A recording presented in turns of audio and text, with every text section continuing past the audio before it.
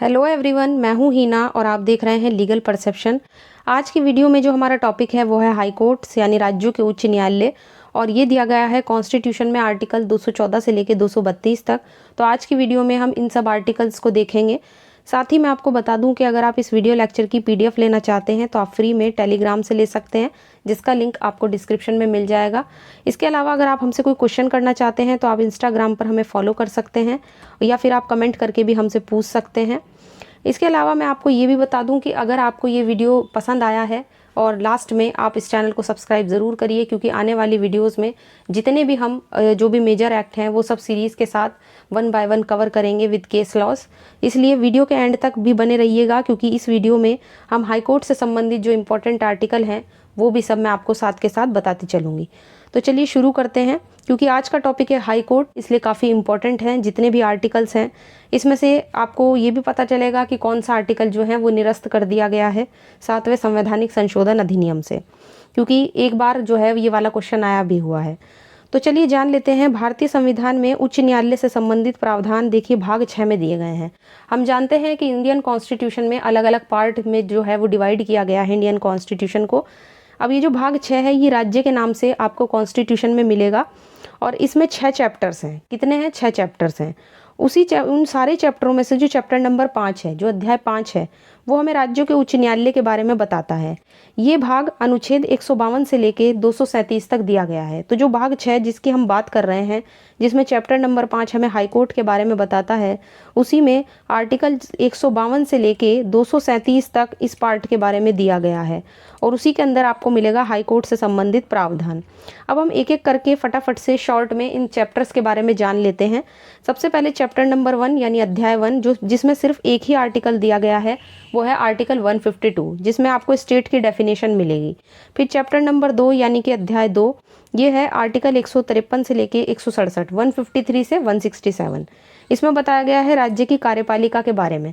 राज्य की कार्यपालिका में क्या क्या आएगा? एक तो आ जाएगा आपका राज्यपाल, जो हर राज्य में स्टेट में होते हैं, गवर्नर, मंत्रिपरिषद, राज्य का महाधिवक्ता यानी एडवोकेट जनरल, और इसके बाद सरकारी कार्य का संचालन। तो ये सब हमें मिलेंगे राज्य कार्यपालिका वाले अध्याय में। इसके बाद जो नेक्स्ट चैप्टर है, चैप्टर नंबर 3, इसमें मिलेगा ये 168 से लेके 213 तक दिया गया है और इसमें बताया गया है राज्य के विधानमंडल के बारे में। जिस तरह से सेंटर में पार्लियामेंट होती है, उसके 2 सदन होते हैं, एक लोकसभा एक राज्यसभा, इसी तरह से स्टेट में होता है विधानमंडल, जिसके 2 सदन होते हैं, एक विधानसभा और एक विधान परिषद। इसके बाद आता है चैप्टर नंबर 4, आर्टिकल 213, केवल 213, जिसमें बताया गया है राज्यपाल की अध्यादेश जारी करने की शक्ति। ये बिल्कुल आर्टिकल 123 की तरह है, जैसे वहाँ पर प्रेसिडेंट को ऑर्डिनेंस जारी करने की पावर दी गई है, इसी तरह से इसका बिल्कुल आप उल्टा करके भी इसको पढ़ सकते हैं। 123 और यहाँ पे समझ लीजिए आप 213, यहाँ पे 2 दूसरे नंबर पे आ गया और जो 1 है वो दूसरी मतलब सेकंड पॉइंट पे आ गया और 2 जो है वो पहले नंबर पे आ गया। तो आप इसे ऐसे भी मतलब इजीली तरीके से मैं आपको एक तरीका बता रही हूँ ऑर्डिनेंस का, कि 123 में प्रेसिडेंट को पावर है तो 213 में दी गई है गवर्नर को पावर। इसके बाद नेक्स्ट आता है चैप्टर नंबर 5, जिसमें 214 से लेके 232 तक दिए गए हैं राज्य के उच्च न्यायालय, जो आज हमें पढ़ना है और आज की वीडियो का हमारा टॉपिक है। इसके बाद आता है चैप्टर नंबर 6, जो आर्टिकल 233 से लेके 237 तक दिया गया है, जिसमें सबऑर्डिनेट कोर्ट्स के बारे में बताया गया है, यानी अधीनस्थ न्यायालयों के बारे में बताया गया है। अब आज का हमारा टॉपिक है आर्टिकल 214 से लेके 232 तक। वो हम सब अब एक एक करके आर्टिकल्स के हिसाब से इस वीडियो में कवर करेंगे। तो सबसे पहले आता है आर्टिकल 214, जो हमें बताता है राज्यों के लिए उच्च न्यायालय के बारे में। इस आर्टिकल के अनुसार हर राज्य के लिए एक उच्च न्यायालय होगा। तो ये सबसे पहले आर्टिकल 214 ही इस बात को क्लियर कर देता है कि हर स्टेट के लिए एक हाई कोर्ट होना चाहिए। इसके बाद नेक्स्ट आर्टिकल है 215, ये बताता है उच्च न्यायालय का अभिलेख न्यायालय होना। अगर आपको याद हो तो अभिलेख न्यायालय का मतलब क्या होता है, ये मैंने अपनी एक अलग से जो वीडियो बनाई थी 129 पे, जो सुप्रीम कोर्ट को अभिलेख अधिकारिता दे रही थी, तो वहाँ पे मैंने इस चीज़ को क्लियर किया था कि अभिलेख न्यायालय का मतलब क्या होता है। यहाँ पे मैं आपको अगर शॉर्ट में बताऊँ तो मैं आपको बताना चाहूँगी कि अभिलेख न्यायालय का मतलब होता है एक ऐसा कोर्ट जब कोर्ट अपनी अवमानना के लिए दंड दे सकता है। तो अगर कोई व्यक्ति कंटेम्प्ट ऑफ कोर्ट का ऑफेंस करता है, क्राइम करता है, तो वो उसके लिए कोर्ट को अगर उसको दंड देने की शक्ति है, पनिशमेंट की पावर है, तो उसे बोला जाता है अभिलेख न्यायालय। तो हाई कोर्ट को ये पावर दी गई है 215 में और सुप्रीम कोर्ट को यही पावर दी गई है 129 में। तो ये चीज़ हमें ध्यान रखनी है। इस अनुच्छेद के अनुसार हर उच्च न्यायालय अभिलेख न्यायालय होगा और उसको अपनी अवमानना के लिए दंड देने की शक्ति के साथ ही, है ना, दंड देने की शक्ति के साथ ही ऐसे न्यायालय की सारी शक्तियां होंगी जो एक अभिलेख न्यायालय को होती हैं। इस तरह से आर्टिकल 129 की तरह से है, जैसा कि मैंने अभी आपको बताया, जो उच्चतम न्यायालय को एक अभिलेख न्यायालय बनाता है। और जिस तरह से सुप्रीम कोर्ट को अपनी अवमानना के लिए दंड देने की शक्ति है, ठीक उसी तरह से हाई कोर्ट को भी अपनी अवमानना के लिए दंड देने की शक्ति है। तो आर्टिकल 215 आपको बहुत अच्छे से याद रखना है। ये हाई कोर्ट को एक अभिलेख न्यायालय बनाता है, कोर्ट ऑफ रिकॉर्ड की पावर देता है। तो ये चीज़ हमें ध्यान रखनी है और ये एग्जाम में आया भी हुआ है कि हाई कोर्ट को किस आर्टिकल के तहत अभिलेख न्यायालय की शक्ति जो है वो दी गई है। इसके बाद नेक्स्ट आर्टिकल आता है 216। ये हाई कोर्ट के गठन के बारे में प्रावधान करता है। इस अनुच्छेद के अनुसार हर उच्च न्यायालय में एक मुख्य न्यायमूर्ति यानी कि एक चीफ जस्टिस और अन्य उतने न्यायाधीश होंगे जिन्हें राष्ट्रपति समय समय पर नियुक्त करना जरूरी समझे। तो यहाँ पे उनकी नियुक्ति का प्रावधान जो है उसको करने की पावर दी गई है प्रेसिडेंट को और एक चीफ जस्टिस भी होगा हाई कोर्ट में, ये इस आर्टिकल में कहा गया है। इसके बाद नेक्स्ट आर्टिकल आता है आपका 217। काफ़ी इंपॉर्टेंट है क्योंकि यहाँ पे जो हाई कोर्ट के न्यायाधीश हैं उनकी नियुक्ति के बारे में और उनके जो पोस्ट है उस पर क्या क्या उनकी कंडीशंस होंगी, क्या क्या शर्तें होंगी, उसके बारे में बताया गया है। इस अनुच्छेद के अनुसार उच्च न्यायालय के हर न्यायाधीश की नियुक्ति राष्ट्रपति के द्वारा ही की जाती है। तो प्रेसिडेंट को ही उनकी नियुक्ति का, उनकी अपॉइंटमेंट की जो पावर है वो दी गई है। वह न्यायाधीश कितने उम्र तक अपने पद पर रह सकते हैं, कितनी आयु तक, तो 62 साल की आयु तक। ये चीज़ आपको ध्यान रखनी है कि 62 ईयर्स की एज तक जो हाई कोर्ट के जजेस हैं वो अपने पोस्ट पर रह सकते हैं। और अगर मैं आपको बताऊं तो सुप्रीम कोर्ट के लिए यही एज लिमिट है 65। तो ये चीज़ हमें ध्यान रखनी है। तो ये वाला आर्टिकल इसलिए इम्पोर्टेंट है क्योंकि एक तो ये आपको एज लिमिट बता रहा है, दूसरा उनकी नियुक्ति की जो शक्ति है वो राष्ट्रपति के बारे में बता रहा है कि राष्ट्रपति उनको नियुक्त करते हैं। लेकिन हमें एक चीज़ ध्यान यहाँ पे रखनी है कि कोई भी न्यायाधीश है वो राष्ट्रपति को हस्ताक्षरित लेख के द्वारा, मतलब अपने हाथ से, मतलब अपना हाथ से सिग्नेचर करके, मतलब सिग्नेचर वाला अपना त्यागपत्र दे सकता है, अपना पद त्याग कर सकता है। तो अगर वो अपना त्यागपत्र देना चाहते हैं, पोस्ट से रिजाइन करना चाहते हैं, तो वो किसको देंगे? वो लेख जो रिजाइन वाला लेटर होगा वो देंगे राष्ट्रपति को। और किसी भी न्यायाधीश को उच्चतम न्यायालय के न्यायाधीश को हटाने के लिए जो भी तरीका दिया गया है आर्टिकल 124 में, उसी के तहत ही उसको हटाया जाएगा, वो भी राष्ट्रपति के द्वारा। तो ये चीज़ हमें ध्यान रखनी है। जो 124 में हटाने का जो प्रोसीजर दिया गया है सुप्रीम कोर्ट के जजेस को हटाने का उनकी पोस्ट से, वही बिल्कुल सेम अप्लाई होगा आपका हाई कोर्ट के जजेस पर। वहाँ पे 2 आधार दिए गए हैं जिस पर उन्हें हटाया जा सकता है। पहला है कदाचार, यानी कि अगर वो मिसबिहेवियर करते हैं, और दूसरा है असमर्थता यानी इनकैपेसिटी, अपने पद पर काम करने की उनके पास समर्थता ना रही हो। तो ये 2 आधार थे। इसके बाद दूसरा पॉइंट ये कहता है कि कोई भी व्यक्ति अगर किसी उच्च न्यायालय के न्यायाधीश के रूप में नियुक्त होने के लिए योग्य तभी होगा। अब देखिए इस सेकंड पॉइंट में इसी आर्टिकल के इनकी योग्यता दी गई है कि एक व्यक्ति को अगर हाई कोर्ट का न्यायाधीश नियुक्त होना है तो कम से कम उसमें क्या क्या उसके पास मतलब क्वालिफिकेशन या क्वालिटीज़ होनी चाहिए। पहला है वो भारत का नागरिक होना चाहिए। दूसरा पॉइंट है भारत के राज्य क्षेत्र में कम से कम 10 साल तक वो किसी न्यायिक पद पर को धारण किया हो, वो किसी जुडिशियल पोस्ट पर रह चुका हो। और तीसरा पॉइंट है किसी उच्च न्यायालय में या 2 या 2 से अधिक न्यायालयों में कम से कम लगातार 10 साल तक वो अधिवक्ता रहा हो, यानी 10 साल तक वो अधिवक्ता एडवोकेट रहा हो। तो ये कुछ शर्तें हैं इस पोस्ट पर रहने के लिए अगर एक व्यक्ति हाई कोर्ट का जज बनना चाहता है। इसके बाद यदि उच्च न्यायालय के किसी न्यायाधीश की आयु के बारे में मान लीजिए कोई विवाद उठता है, कोई प्रश्न होता है, कोई क्वेरी उठती है, तो क्या होगा? तो उस प्रश्न का विनिश्चय भारत के मुख्य न्यायाधीश, अब यहाँ पे भारत के मुख्य न्यायाधीश से परामर्श की बात हुई है, यानी कि CJI, chief justice of India, supreme court के जो चीफ जस्टिस हैं उनकी बात हो रही है। तो उनसे परामर्श करने के बाद राष्ट्रपति द्वारा इस प्रश्न का विनिश्चय किया जाएगा और राष्ट्रपति का देखिए निश्चय जो है वो यहाँ पे अंतिम होगा। एक बार ये क्वेश्चन भी आया हुआ है, ये भी पॉइंट आपको नोट कर लेना चाहिए, बहुत ही इंपॉर्टेंट पॉइंट है। एग्जाम में ये मैं देख चुकी हूँ, ये क्वेश्चन आया हुआ है कि अगर हाई कोर्ट के जजेस की आयु के बारे में कोई भी प्रश्न उठता है तो जजमेंट किसका अंतिम होगा, वहाँ पे अगर आपके सामने 4 ऑप्शन आ जाए तो आपने अगर अच्छे से पढ़ा हुआ है तो आप इस चीज़ को आसानी से बहुत टिक कर सकते हैं कि वहाँ पे देखिए इसमें साफ लिखा हुआ है राष्ट्रपति का निश्चय अंतिम होगा। तो प्रेसिडेंट इस बात को तय करेंगे अगर इस तरीके का कोई क्वेश्चन उठता है। और परामर्श किसका लेंगे, सीजेआई का, जो चीफ जस्टिस ऑफ इंडिया है हमारे, जो हमारे सुप्रीम कोर्ट हैं उसके जो मुख्य न्यायाधीश हैं उनके लेंगे। तो ये चीज़ हमें ध्यान रखनी है। इसके बाद आता है आर्टिकल 218। क्या कहता है ये आर्टिकल, ये कहता है कि सुप्रीम कोर्ट से संबंधित कुछ प्रावधान ऐसे हैं जो हाई कोर्ट पर भी लागू होंगे। अब वो प्रावधान कौन से हैं, वो प्रावधान है 124 के दोनों खंडों का, खंड 4 और खंड 5। क्या कहते हैं, जहाँ जहाँ उनमें सुप्रीम कोर्ट के प्रति निर्देश है वहाँ वहाँ हाई कोर्ट के प्रति निर्देश समझा जाएगा और वो हाई कोर्ट के संबंध में वैसे ही लागू होंगे जैसे सुप्रीम कोर्ट के संबंध में लागू होते हैं। अब इन चीज़ को समझने के लिए हमें दोनों खंड को देखना होगा कि खंड 4 क्या कहता है 124 का और खंड 5 क्या कहता है। सबसे पहले जान लेते हैं खंड 4 के बारे में। तो आर्टिकल 124 का खंड 4 ये कहता है कि सुप्रीम कोर्ट के न्यायाधीशों को उनके पद से हटाने के आधार और प्रक्रिया क्या होगी। आधार तो मैं ऊपर आपको बता चुकी, एक कदाचार है और एक असमर्थता है। प्रक्रिया अलग प्रक्रिया जो भी वहाँ पर दी गई है वही हाई कोर्ट के जजेस के लिए अपनाई जाएगी उनको हटाने के लिए।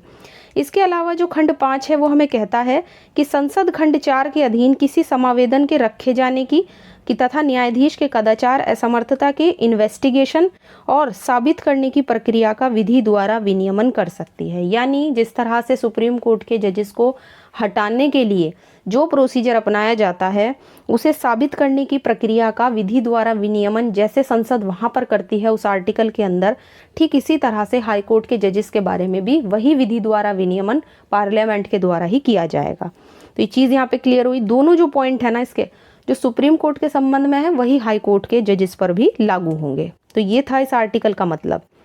इसके बाद आता है आर्टिकल 219। क्या कहता है, हाई कोर्ट के न्यायाधीशों के द्वारा शपथ के बारे में कहता है। तो इस अनुच्छेद के अनुसार उच्च न्यायालय का न्यायाधीश होने के लिए जो नियुक्त हर व्यक्ति है वो अपना पद ग्रहण करने से पहले, अब देखिए उसे शपथ कौन दिलाता है, हाई कोर्ट के जो जजेस होते हैं उनको शपथ कौन दिलाता है ये हमें पता होना चाहिए। हर जगह हमने अभी तक ऊपर प्रेसिडेंट के बारे में पढ़ा है, गवर्नर का कहीं पे नाम नहीं आया। तो यहाँ पे गवर्नर के ही बारे में कहा गया है कि उसे जो शपथ दिलाएंगे वो उस स्टेट का गवर्नर के सामने दिलाई जाएगी। मतलब गवर्नर के पास पावर है उनको शपथ दिलाने की। और जो तीसरी अनुसूची में जो प्रारूप दिया गया है उसके अकॉर्डिंग वो शपथ लेगा और उस पर अपने हस्ताक्षर भी उन्हें करने होंगे। तो ये चीज़ हमें ध्यान रखनी है। तो शपथ दिलाने की पावर किसके पास है, स्टेट के गवर्नर के पास। क्यों है, क्योंकि जो हाई कोर्ट है उनका ज्यूरिडिक्शन जिस स्टेट पर होता है उसी स्टेट के गवर्नर के द्वारा उनको शपथ दिलाई जाती है जजेस को। तो ये चीज़ हमें ध्यान रखनी है। ये भी आया हुआ है एक बार कि उन्हें शपथ कौन दिलाता है। इसके बाद नेक्स्ट आर्टिकल आता है 220। ये कहता है स्थायी न्यायाधीश रहने के बाद विधि व्यवसाय पर निर्बंधन। इस अनुच्छेद के अनुसार कोई व्यक्ति जिसने किसी उच्च न्यायालय के स्थायी न्यायाधीश के रूप में पद धारण किया है, सुप्रीम कोर्ट या किसी अन्य उच्च न्यायालयों के सिवाय भारत के किसी भी उच्च न्यायालय या प्राधिकारी के समक्ष अभिवचन या कार्य नहीं करेगा। कहने का मतलब ये है, मान लीजिए कोई व्यक्ति किसी हाई कोर्ट में न्यायाधीश रह चुका है, तो अगर वो वकालत करना चाहते हैं या अभिवचन या कोई कार्य करना चाहते हैं तो वो सिर्फ सुप्रीम कोर्ट के सामने या किसी दूसरे हाई कोर्ट में ही ऐसा कर सकते हैं। इसके अलावा भारत के किसी प्राधिकारी के सामने उन्हें अभिवचन करने का अधिकार नहीं होगा। ठीक, तो ये चीज़ यहाँ पे क्लियर हुई। इसके बाद आर्टिकल 221 न्यायाधीशों के वेतन, उनकी सैलरीज के बारे में बताता है। हर उच्च न्यायालय के न्यायाधीशों का ऐसा वेतन दिया जाएगा जो संसद विधि के द्वारा, जो संसद जो भी लॉ बनाती है, जो निर्धारण करती है, उसके तहत दिया जाएगा। जब तक इस तरह का अगर कोई संसद प्रोविज़न नहीं करती तो कौन सा वेतन मिलेगा, जो दूसरी अनुसूची में दिया गया है। अगर आपने मेरा अनुसूची वाला वीडियो देखा है जिसमें मैंने सारी की सारी शेड्यूल्स आपको बताई हुई हैं एक ही वीडियो में, तो आपको पता होगा कि तीसरी अनुसूची जो है वो शपथ से संबंधित है और जो दूसरी अनुसूची है वो वेतन भत्तों से संबंधित है, सैलरी से संबंधित है। तो इसलिए यहाँ पे दूसरी अनुसूची लिखी गई है क्योंकि दूसरी अनुसूची जो है वो वेतन भत्तों से रिलेटेड है। तो यहाँ पे ये चीज़ क्लियर हुई।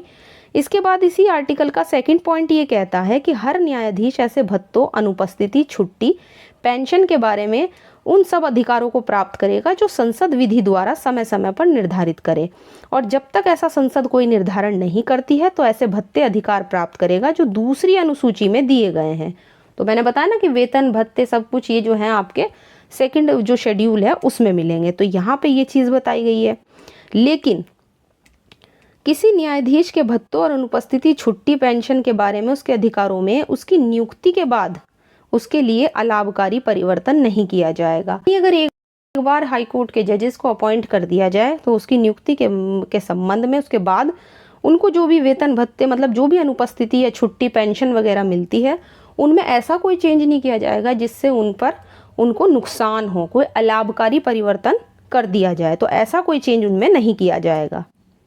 इसके बाद नेक्स्ट आर्टिकल आता है 222। ये हमें क्या बताता है कि किसी न्यायाधीश का एक उच्च न्यायालय से दूसरे उच्च न्यायालय को अंतरण, यानी ये जजेस के ट्रांसफर्स के बारे में बताता है। बेसिकली अगर कभी एग्जाम में आ भी जाए तो ये सीधा ऐसा आर्टिकल है जो आपको बता रहा है कि जजेस का ट्रांसफ़र, यानी जैसे एक हाई कोर्ट से दूसरे हाई कोर्ट में जजेस को भेजा जाना। ठीक, तो राष्ट्रपति कौन करेगा ट्रांसफ़र? प्रेसिडेंट। देखिए यहाँ पे प्रेसिडेंट को पावर दी गई है कि किसी न्यायाधीश का एक हाई कोर्ट से दूसरे हाई कोर्ट में ट्रांसफ़र किया जा सकता है। तो ये आर्टिकल 222 हमें बता रहा है। इसके बाद आर्टिकल 223 क्या बताता है? कार्यकारी मुख्य न्यायमूर्ति की नियुक्ति।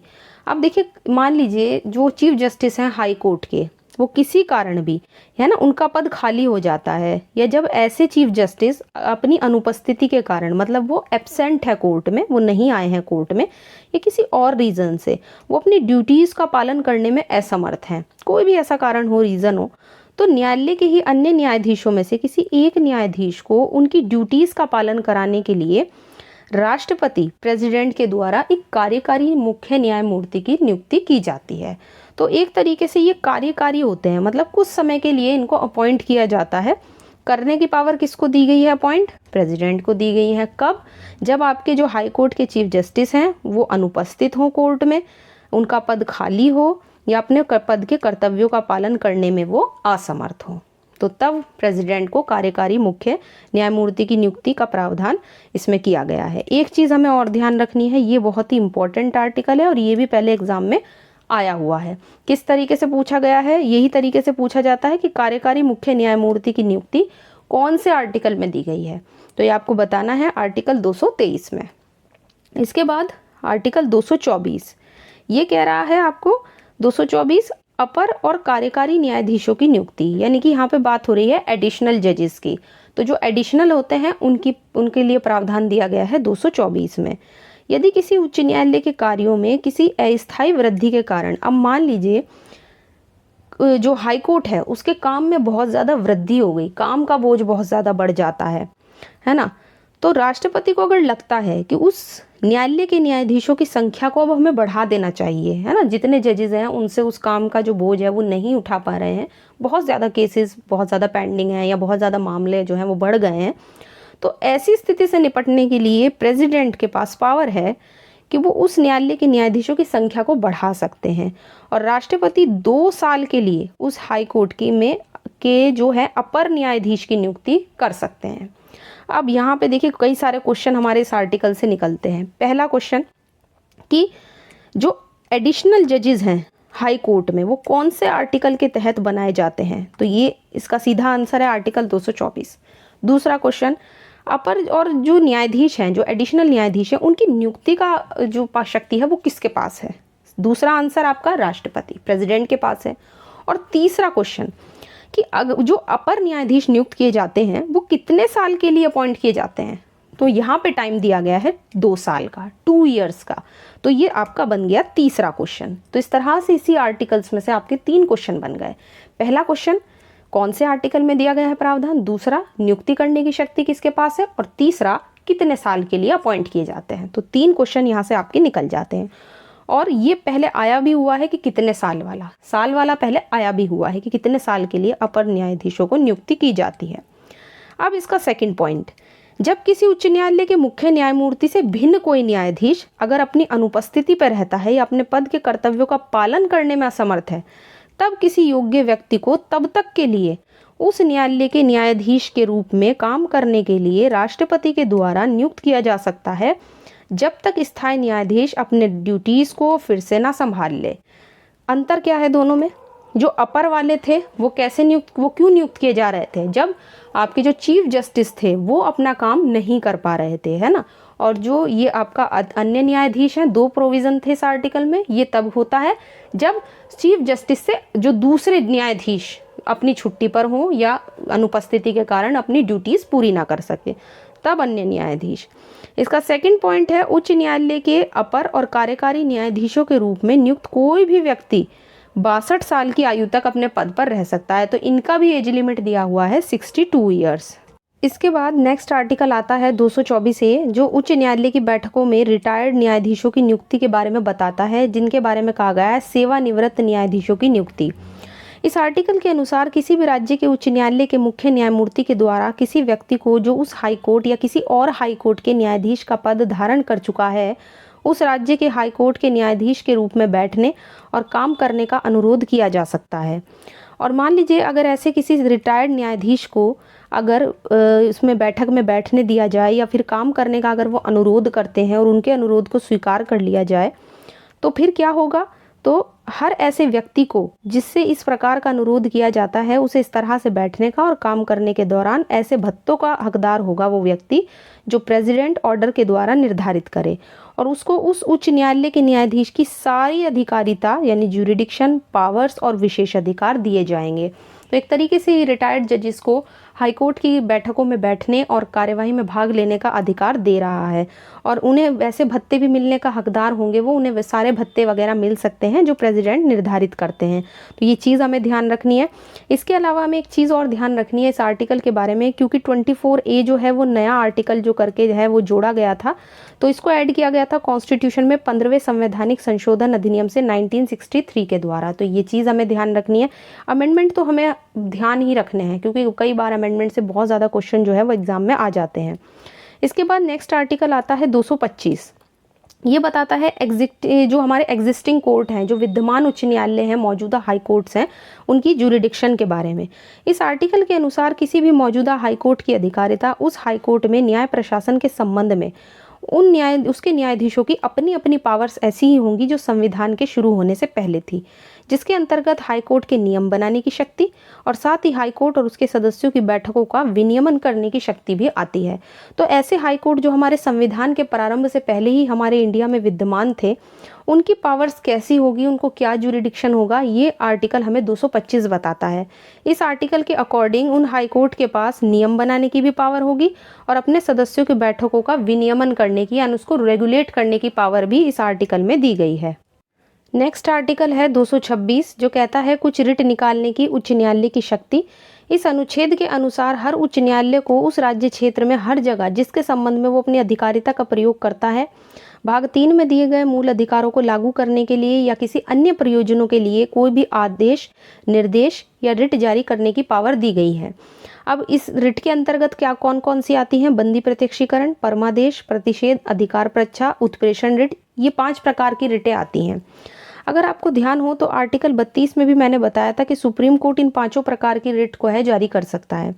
ये जो आपको 5 रिट यहाँ स्क्रीन पे दिखाई दे रही हैं, इन सभी रिट्स पर मैंने अपना अलग से ही सेपरेट वीडियोस बनाए हुए हैं, और साथ ही आपको उन वीडियोस में एक एक रिट पर जितने भी केस लॉ हैं वो सब आपको मिल जाएंगे, इनसे रिलेटेड जो भी केस हैं। तो बंदी प्रत्यक्षीकरण की अगर आपने जो बंदी प्रत्यक्षीकरण की रिट है या परमादेश की है, प्रतिषेध है, अधिकार प्रच्छा है, उत्प्रेषण है, सब पर आपको अलग अलग एक वीडियो मिल जाएगी। साथ ही इनसे रिलेटेड उसमें केस लॉज भी आपको मिल जाएंगे, अलग अलग रिट पर अलग अलग केसेस हैं। आपने अगर वो वीडियोज़ नहीं देखे हैं तो आप चैनल पर जाकर उनको वीडियोज़ को देख सकते हैं। अब मैं आपको एक चीज़ और बता दूं कि ये आर्टिकल इसलिए भी इम्पॉर्टेंट माना जाता है क्योंकि ये हाई कोर्ट को भी वही पावर दे रहा है जो आर्टिकल 32 के तहत सुप्रीम कोर्ट को दी गई है। और इस तरह का क्वेश्चन एक बार एग्जाम में आया भी हुआ है कि कौन सा आर्टिकल है जो आपको सुप्रीम कोर्ट वाली ही पावर देता है हाई कोर्ट को भी, वो भी रिट के संबंध में। तो 226 इसका आंसर बनेगा। इसके बाद अब एक चीज़ हमें और ध्यान रखनी है कि हम थोड़ा सा और जान लेते हैं कि इस प्रकार से ये जो आर्टिकल है 226, उसमें उच्च न्यायालय को जो पावर्स दी गई हैं वो आर्टिकल 32 में सुप्रीम कोर्ट को भी दी गई शक्तियों के समान है। लेकिन आर्टिकल 226 हाई कोर्ट को और सुप्रीम कोर्ट को जो 32 में पावर्स दी गई हैं उनसे ज़्यादा विस्तृत है। क्योंकि हाई कोर्ट को इसलिए ज़्यादा पावर दी गई हैं क्योंकि वो मूल अधिकारों के अलावा अन्य प्रयोजनों के लिए भी रिट जारी कर सकता है। तो यहाँ पे ये पावर अलग से दी गई है हाई कोर्ट को सुप्रीम कोर्ट की तुलना में। इसके बाद नेक्स्ट आर्टिकल आता है 227। ये कहता है सारे न्यायालयों के अधीक्षण की हाई कोर्ट की शक्ति। एक तरीके से जितने भी सारे न्यायालय हैं जो हाई कोर्ट के उस राज्य क्षेत्र के अंदर हैं जहाँ पे वो अपनी अधिकारिता का प्रयोग करता है, तो वहाँ के जितने भी कोर्ट्स हैं, जितने भी ट्रिब्यूनल्स हैं, वो सब हाई कोर्ट के अधीक्षण में रहेंगे। कहने का मतलब यह है कि हाई कोर्ट के फैसले उन सारे कोर्ट्स पर, उन सारे ट्रिब्यूनल्स पर लागू होंगे जो भी उस राज्य के अंदर है जहाँ पर हाई कोर्ट जो है, क्योंकि सबसे बड़ा कोर्ट है राज्य में, हाई कोर्ट माना जाता है सबसे बड़ा, तो इसलिए हाई कोर्ट के जितने भी जजमेंट्स वगैरह हैं वो सब उससे जो लोअर कोर्ट्स होती हैं, जो निचले न्यायालय होते हैं या जो भी ट्रिब्यूनल्स होते हैं, उन सब पर मान्य होंगे। लेकिन इस आर्टिकल में एक इसका अपवाद भी दिया गया है, वो है इसका 4th पॉइंट। इसमें कहा गया है कि इस अनुच्छेद की कोई भी बात हाई कोर्ट को किसी ऐसे न्यायालय या अधिकरण पर अधीक्षण देने की शक्ति देने वाली नहीं समझी जाएगी जो सशस्त्र बलों यानी कि जो हमारे आर्म्ड फोर्सेज हैं उनसे संबंधित किसी विधि के अधीन गठित किया जाता है। यानी कि अगर किसी विधि के तहत आर्म्ड फोर्सेस के लिए, हमारे सशस्त्र बलों के लिए कोई भी न्यायालय का गठन किया जाता है या किसी अधिकरण का गठन किया जाता है, तो उस पर हाई कोर्ट का अधीक्षण नहीं होगा, है ना। उस पर हाई कोर्ट के निर्णय जो है वो एक तरीके से बाध्य नहीं होंगे। इसके बाद आता है आर्टिकल 228। ये क्या कह रहा है कि कुछ मामलों में उच्च न्यायालयों को अंतरण, ये मतलब एक तरीके से मामलों के ट्रांसफर्स की बात करता है। अभी हमने ऊपर जजेस के ट्रांसफर के बारे में पढ़ा था, लेकिन यहाँ पे है मामलों का ट्रांसफर। ये कहता है कि यदि उच्च न्यायालय को लगता है कि उसके अधीनस्थ किसी न्यायालय में लंबित किसी मामले में संविधान के निर्वचन के बारे में विधि का कोई सारवान प्रश्न है, तो वहाँ हाईकोर्ट क्या करेगा, उस मामले के निपटारे के लिए अगर बहुत ज़्यादा ज़रूरी हो तो उस मामले को अपने पास मंगा लेगा। तो और क्या करेगा, या तो उस मामले को देखिए खुद ही निपटा सकता है उस मामले को अपने पास मंगाकर, या फिर उस विधि के प्रश्न का अवधारण कर सकता है।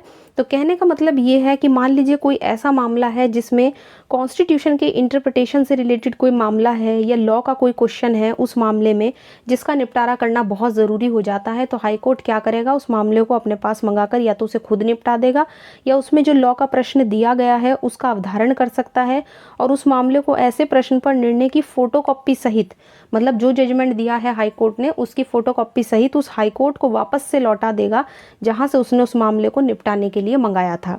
तो ये चीज़ हमें ध्यान रखनी है, दोनों ही पॉइंट इंपॉर्टेंट है इस आर्टिकल के।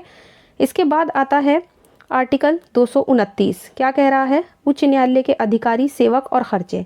किसी भी उच्च न्यायालय के अधिकारियों, सेवकों की नियुक्ति जो होती हैं, जो भी उनकी अपॉइंटमेंट्स होती हैं, वो उस हाई कोर्ट के जो चीफ जस्टिस होते हैं या तो चीफ जस्टिस के द्वारा की जाती है या हाई कोर्ट के ऐसे अन्य न्यायाधीश के द्वारा की जाती है जिसे चीफ जस्टिस अपॉइंट करते हैं या उनको निर्दिष्ट करते हैं। तो एक तरीके से ये आर्टिकल हमें दूसरे सेवकों और अधिकारियों के बारे में या खर्चों वगैरह के बारे में बताता है। लेकिन इसका एक अपवाद है, परंतु करके दिया हुआ है। इसमें कहा गया है कि उस राज्य के राज्यपाल नियम द्वारा ये अपेक्षा कर सकता है कि किसी ऐसे व्यक्ति को जो पहले से ही न्यायालय से संलग्न नहीं है, मान लीजिए कोई व्यक्ति है जो कोर्ट से संबंधित नहीं है, न्यायालय से संबंधित किसी पद या राज्य लोक सेवा के आयोग से परामर्श करके ही नियुक्त किया जाएगा। यानी मान लीजिए कोई व्यक्ति ऐसा है जो कोर्ट से संलग्न नहीं है, कोई बाहरी व्यक्ति है और उसको फिर कोर्ट में अपॉइंट करना है, तो वहाँ पे किसकी परमिशन चाहिए, वहाँ पे लोक सेवा आयोग का परामर्श हमें लेना होगा। जो स्टेट में पब्लिक सर्विस कमीशन होगा उसका जो है परामर्श लिया जाएगा, तब उसकी नियुक्ति की जाएगी।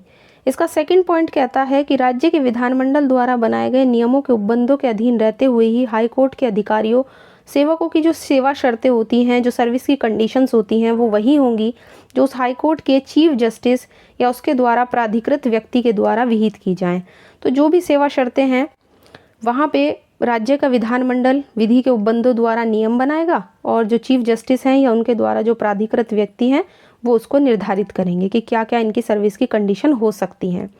इसका थर्ड पॉइंट ये कहता है कि उच्च न्यायालय के प्रशासनिक जो खर्च हैं, जिनमें उस उच्च न्यायालय के अधिकारियों और सेवक को दिए जाने वाले सारे वेतन, भत्ते और पेंशन भी आते हैं, राज्य की संचित निधि से भारित होंगे।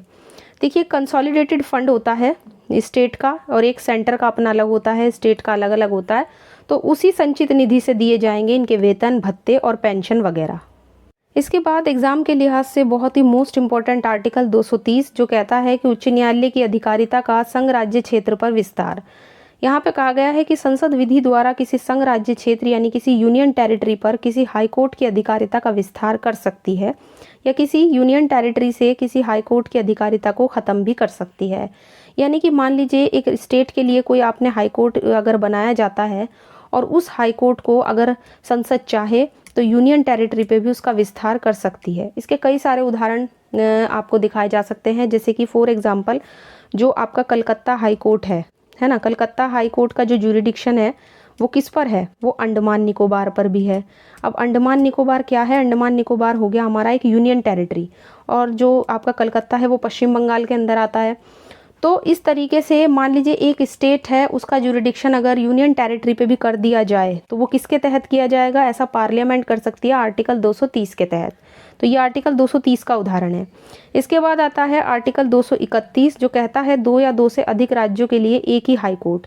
देखिए वैसे तो हर स्टेट के लिए अलग अलग हाई कोर्ट होगा, ये शुरू में ही कहा गया है आर्टिकल 214 में, लेकिन आर्टिकल 231 हमें ये कहता है कि 2 या 2 से ज़्यादा राज्यों के लिए संसद विधि द्वारा एक हाई कोर्ट का भी प्रावधान कर सकती है, या तो 2 या 2 से अधिक राज्यों के लिए या किसी यूनियन टेरिटरी के लिए भी एक ही हाई कोर्ट कर सकती है। मतलब ऐसे हो सकता है कि 2 स्टेट या एक यूनियन टेरिटरी के लिए एक ही हाई कोर्ट बना दिया जाए, तो ऐसा प्रावधान संसद कर सकती है विधि बनाकर, वो भी आर्टिकल 231 के तहत।